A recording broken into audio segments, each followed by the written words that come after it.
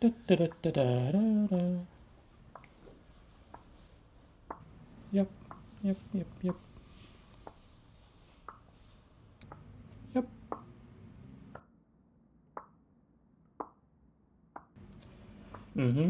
Yep. And submit. Whew.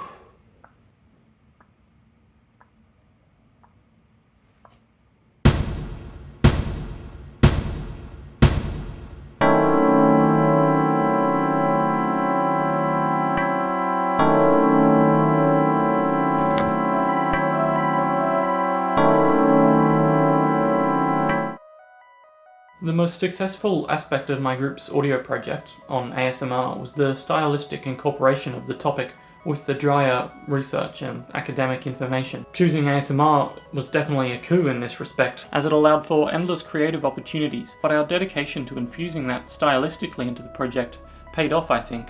The whispering, sectional theming, and performative aspects of the project weren't necessary to delivering the information we'd researched, but did certainly improve it. It was more interesting, more engaging, and more enjoyable to put together.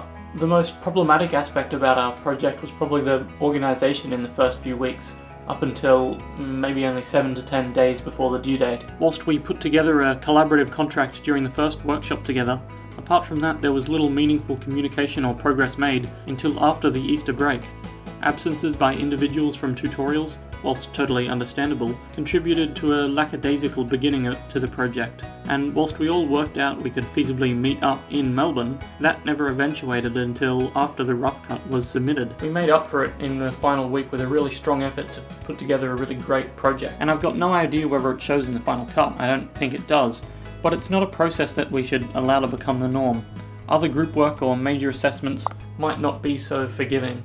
My individual learning about ASMR for this project definitely further highlighted ideas about YouTube that were already covered somewhere in the course, most notably the evolving idea of what media actually is, and especially in relation to the development of new media platforms. In Gortland's Introduction to Making Media Studies, his quote about looking at media as triggers for experiences and for making things happen, that's a concept which has been completely affirmed by studying ASMR and ASMR content on YouTube.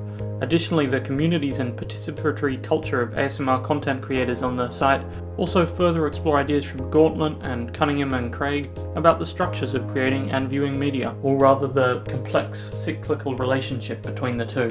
What I think the most important affordance of audio-based media is its ability to streamline an audience's concentration. By engaging with only a single sense, the possibilities for intricacy and complexity with form open up in a way that wouldn't be feasible in a multi-format piece of media.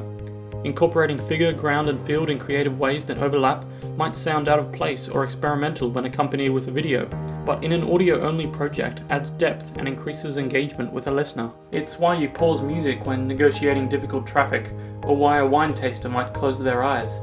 Focusing on recording audio without filming also decreases the chance of continuity errors or visual mistakes. These ideas are incorporated into our cart by constantly playing with sounds in the background, the field and ground, and then occasionally interchanging them with the figure throughout the entire 8 minutes to maintain audience interest. In conjunction, the feedback we got in week 8 for our rough cut really helped in improving the auditory complexity. Our initial draft was recorded with cheaper equipment and without a shared group tone, so it was really affecting the quality of the individual sonic components. Recording as a group with a higher quality microphone in a podcasting studio allowed for us to rectify these issues and create a better final product. The most vital thing I learned about collaboration during the project was the importance of being on the same page as all other group members.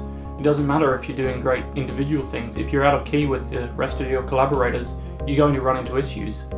Time management, organisation, attendance, clear communication, and channels of dialogue, they've all become really important to me, and considering the nature of the industries applicable to media, having a better understanding of this will definitely be relevant to my future as a media practitioner.